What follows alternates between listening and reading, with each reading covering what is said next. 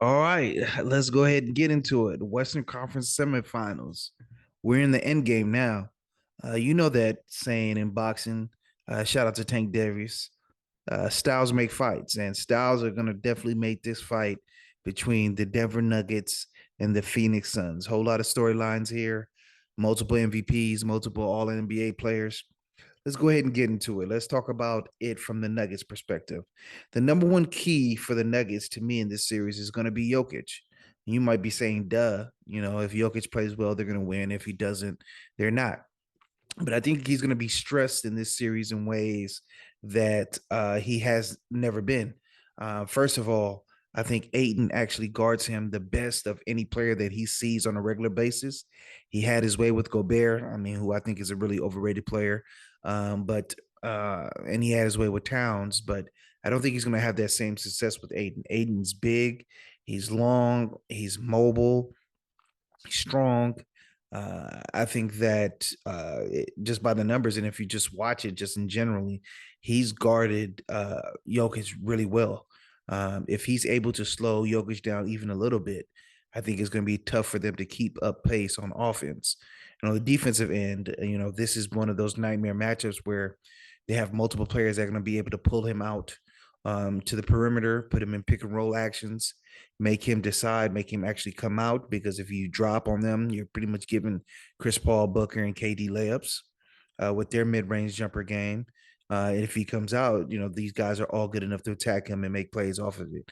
Now, one adjustment that they could make is just really just give up guard and whoever that fifth man is going to be. But in this series, again, styles make fights. I don't think they have to play Torrey Craig and a Kogi that much because there's not too much actual threats to attack you on the wing. So the number one question would be Joker. Um, the second biggest question for the Nuggets is Michael Porter Jr. Obviously, he's a dead eye shooter. This is a guy who I thought could be one of the leading scorers in the NBA, could lead the league in scoring. That he had that type of potential, and he's coming back from a serious injury. He looks like he's lost a little bit of muscle mass and hasn't really been able to showcase his off the dribble game. But I think offensively he's going to be there, but defensively they're going to need him. Now, I believe KCP is going to match up with Booker, and Gordon is going to match up with Kevin Durant. But he might have situations where he's switched out to these players. These are smart players. They might hunt one-on-one matchups with him. Is he going to be able to hold up when you have multiple guys that can attack you and get points off the perimeter? Anthony Edwards. They tried their best to keep him away from that matchup, but it's hard to do that when you have Chris Paul, Devin Booker, and Kevin Durant, multiple guys who've been predatory.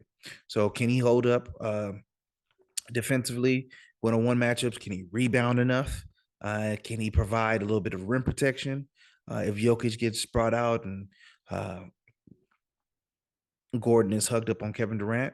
These are the questions that need to be asked because I think if it's just a pure shootout, you would have to give the advantage to the team that has the better guards, better wing players, and honestly, someone that a lot of people consider the best scoring wing of all time, and Kevin Durant. And finally, the last question would be just the depth, in particular the wing depth of the Nuggets. So I mentioned KCP on Booker, Aaron Gordon on Kevin Durant. They don't really have any good options after that. Bruce Brown is a gritty player, a physical player, but I don't think he's big enough to guard either one of those players. They're coming off the bench with Braun, rookie Brown, Brown or Braun. I don't know which one it is. Can he hold up?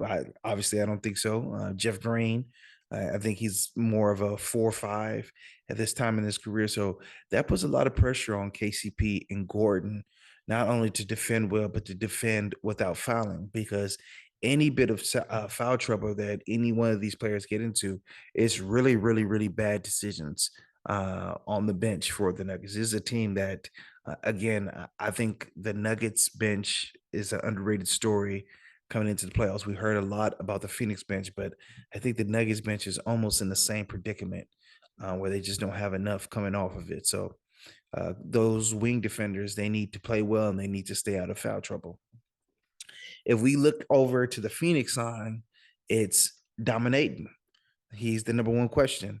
I mentioned it with Jokic. If he slows down Jokic, even just a little bit, if Jokic is not his dominant self, if he's dealing with a defender that's bottling up like the way that KD was bottled up by the Celtics, then you might see a scenario where this might be a 4-1 sweep type series. Jokic is the head of the snake. If you can bottle him, his two-man action with Murray, if you make him just a passer where he's struggling to score, he's scoring, but he's scoring very inefficiently, I think this series is a wrap. Aiden is not asked to do much offensively. Um, you have those three guys that carry the big load on offense. So, his role is to just rebound and to defend. And I think that he can really, prove his worth. He had tumultuous offseason with the Suns, wanted the max contract, had to get the restricted contract from the Pacers to get the max contract. This is a chance to really show out and ball out for him. The number two question that I have for the Suns would definitely have to be the minutes that their top three guys are playing. KD routinely was at 44 minutes. Devin Booker was at 40 something minutes. Now these games are going to be coming every other night. This schedule is jam packed. They're not going to have that much rest. Obviously, they're going to Mile High, one of the toughest places to play as far as conditioning. Are they going to be able to hold up with this massive, massive minute load? Now, I mentioned before the Nuggets are not doing themselves any favor with their bench as well. So it might just be, a 5-on-5. They play one guy here or there. But, that the minute load has been heavy since round one. And is that something that catches up with them? Now, they were able to finish this series in 5. They have 3 days off till they play on Saturday. So, hopefully they can rest up and recuperate. But as the series wears on and as these games become more frequent, are these guys are going to be able to hold up with this massive mental load? And finally, my last question is Chris Paul. Chris Paul's 38. Of the three guys, you would say he probably has the least amount of load on him offensively. Back in the day, he probably would have relished this matchup to play Jamal Murray. Chris Paul, even though he's one of the smaller guards, was always a great, fantastic defender. And I think he can, draw back to that. There was that stretch in Game 4, I believe, where Bones Hyland was trying to go one-on-one with Chris Paul, was talking a lot of trash, and Chris Paul stoned him twice. Again, the head of the snake for this team is Jokic, but their favorite action is the Jamal Murray Jokic action. This is something I could see Chris Paul in his prime, completely blowing up, and this is something I could see him saying, "Hey, I'm gonna leave the scoring to KD and Booker, and I'm going to take it on him that I give at least, maybe I can't guard him the whole series, but I give Jamal Murray 20 minutes of physical, rough, rugged play." So Chris Paul, how does he play? He was up and down that Clipper series. There were some stretches where he played really poorly. I don't think they're going to be able to cut it with that. So I think Chris Paul is my last question. So prediction time. After breaking it down, after thinking about it, I'm gonna go with the Phoenix Suns. I'm gonna go with the Suns in 6.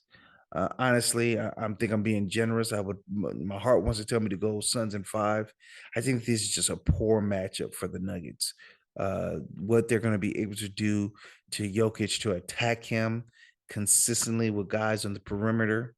I think also with Aiden, as I mentioned, his ability to defend them a lot more physically and more mobile than what you got from Gobert and Towns. I just think that this primes for the Suns to roll. This is just a team that just doesn't have a lot of answers, especially with their offensive attack, with their mid-range game, and putting Joker in that pick and roll, screen and roll type action.